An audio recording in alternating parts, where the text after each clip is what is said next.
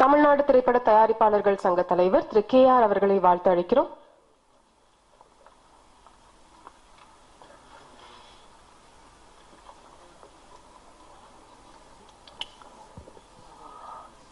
அனைவருக்கும் பணிவான வணக்கத்தை தெரிவித்துக் கொள்கிறேன்.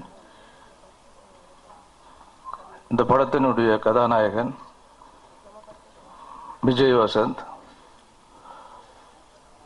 அவருடைய அப்பா எனக்கு நல்ல பழக்கமானவர், நேர்மையான ஒரு தொழிலதிபர். ஏன்னா எல்லாமே தொழிலதிபர்கள் உயர்ந்திருக்கிறாங்க. ஆனால் படிப்படியாக அதுலேயும் ஒரு ஒழுக்கம், அவருடைய வியாபாரத்திலையும் சரி வார்த்தையிலும் சரி சிக்கனம், அதே நேரில்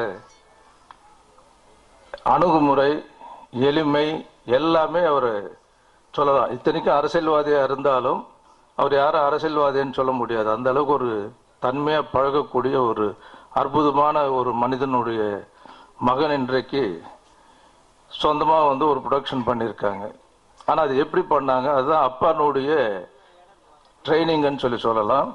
ஆரம்பத்தில் எடுத்த உடனே அவங்க நினைச்சிருந்தால் சொந்தமாகவே 10 படங்கள் எடுத்து 10 படங்கள் ஹீரோவை நடிச்சிருக்கலாம். அப்படி இல்லை, நாடோடிகள் படம் அப்படி சின்ன சின்ன கேரக்டருங்களாக பண்ணி அதில் ஒரு எக்ஸ்பீரியன்ஸ் ஆகி ப்ரொடக்ஷன் என்ன எப்படியெல்லாம் நடந்துகிட்டு இருக்கு, இண்டஸ்ட்ரியில் உள்ள நெளிவு சுழிகள் எல்லாம் எல்லாத்தையுமே ஓரளவுக்கு தெரிந்து கொண்ட பிறகு என்னமோ நடக்குது. அதாவது இப்போ விக்ரமன் சொன்ன மாதிரி சினிமா இண்டஸ்ட்ரியில் பார்த்தீங்கன்னா என்னமோ நடந்துகிட்டு இருக்கு. இப்படி ஒரு தலைப்பு, அற்புதமான தலைப்பு. ஆனால் அந்த தலைப்பு அதுக்கும் பாருங்க இண்டஸ்ட்ரியில் எப்படி இருக்குன்னு சொன்னால், எங்களுக்குள்ள பல அமைப்புகள் இருக்கு, என்னமோ நடக்குதுன்னு அற்புதமான அந்த லெட்டரிங்லேருந்து ஃபாண்ட்லேருந்து அழகாக பண்ணியிருந்தாங்க, டிசைன்ல இருந்து. இன்னொரு அமைப்பு, இப்போ பெரிய சிக்கல் இண்டஸ்ட்ரிக்கு இது ஒரு கேவலமான ஒரு விஷயம். அவர் பல கோடி, கிட்டத்தட்ட 10 கோடி மேலே செலவு பண்ணி இந்த படத்தை எடுக்கிறாங்க. அவங்க ஒரு 10 லட்சம் ரூபாய்க்கு ஒரு படத்தை, டப்பிங் படத்தை வாங்கி அந்த வீட்டில் என்னமோ நடக்குதுன்னு சொல்லி வேணுமனே இந்த விளம்பரத்துக்கு போட்டியாக அந்த விளம்பரத்தை விளம்பரப்படுத்துறாங்க. அப்போ அந்த மன உளைச்சல், ஏன்னா அந்த படப்பாளிகளுக்கு உண்மையிலே தயாரிப்பாளர் இருந்தாலும் ஒரு நடிகராக இருந்தாலும் எந்த அளவுக்கு அந்த பாதிப்பு ஏற்பட்டு இருக்கிறது எங்களுக்கு தெரியும். இம்மிடியட்டா இன்னைக்கு நேராக எங்க கவுன்சிலில் சார் இந்த மாதிரி ஒரு பிரச்சனை வந்திருக்கு, என்ன பண்ணலாம்னு சொல்லி நாங்கள் சம்பந்தப்பட்ட அந்த ப்ரொடியூசர் அந்த அமைப்பின் சார்பிலையும் கேட்டு, இது ஒரு தவறான முன்னுதாரணம், தயவு செய்து இப்படி குழப்பாதீங்க, என்ன செய்யலான்னு கேட்டால் அதுக்காக கேட்கப்பட்டது ஒரு 15 லட்சம் வேணுமுன்னா கொடுங்க, நாங்கள் படத்தை தள்ளி ரிலீஸ் பண்ணுறோம், அந்த படத்தை அந்த வீட்டில் என்னமோ நடக்குதுன்றது.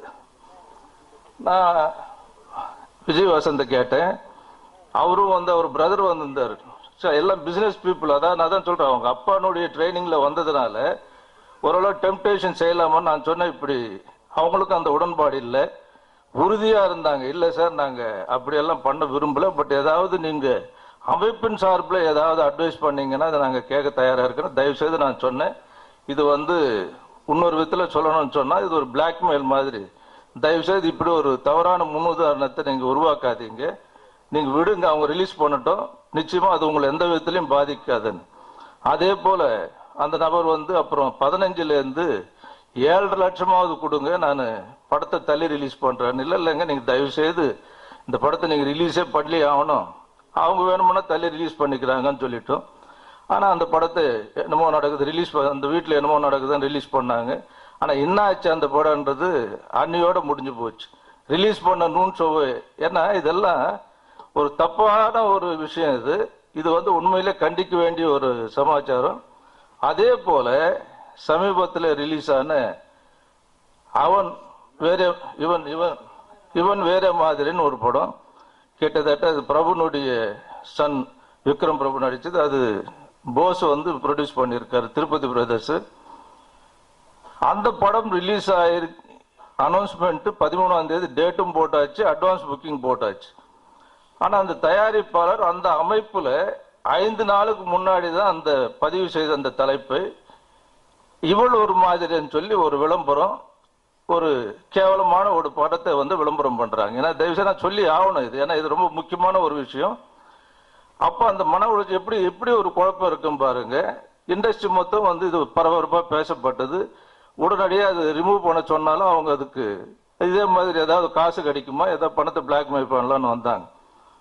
ஆனா இருந்தாலும் துணிச்சல போஸ் அதை பத்தி கவலைப்படல, அனௌன்ஸ் பண்ணியாச்சு, அந்த படத்தையும் ரிலீஸ் பண்ணியாச்சு. அந்த படமும் அதே மாதிரி தான் ரிலீஸ் ஆச்சு, அன்னையோட அந்த விளம்பரத்தோட முடிஞ்சு போச்சு அது.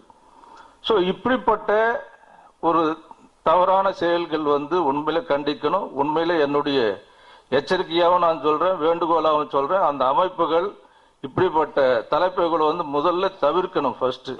அப்படி இல்லை என்றால் விக்ரமன் இப்ப எல்லாரும் நாங்கள் கலந்து பேசிட்டு இருக்கோம், எல்லா அமைப்புகள் சார்பில் இண்டஸ்ட்ரியினுடைய ஜாயிண்ட் ஆக்ஷன் கமிட்டின்னு ஒன்று உருவாக்கி இப்படிப்பட்ட தயாரிப்பாளர்கள் வியாபாரத்தை வந்து கெடுக்கணும்னு சொல்லி ரிலீஸ் பண்ணக்கூடிய தயாரிப்பாளர்களுக்கு கலை உலகம் திரை உலகம் வந்து ஒத்துழைப்பு தரக்கூடாதுன்ற வந்து ஒரு முடிவு வந்து எடுக்க போறோம்.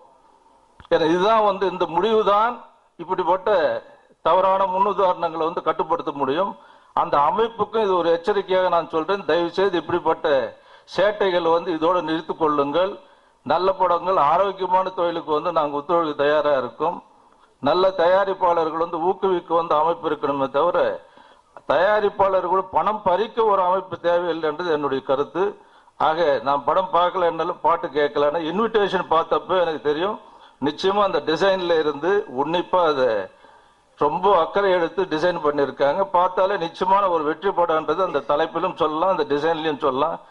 அதே மாதிரி இசையமைப்பாளர் பத்தி நான் சொல்ல வேண்டாம். ஒரு விளையாட்டு பிள்ளை அழகா இருந்தாலும் அந்த விளையாட்டா இருந்தாலும் வந்து அவர் தொழில கவனமா இருப்பாரு.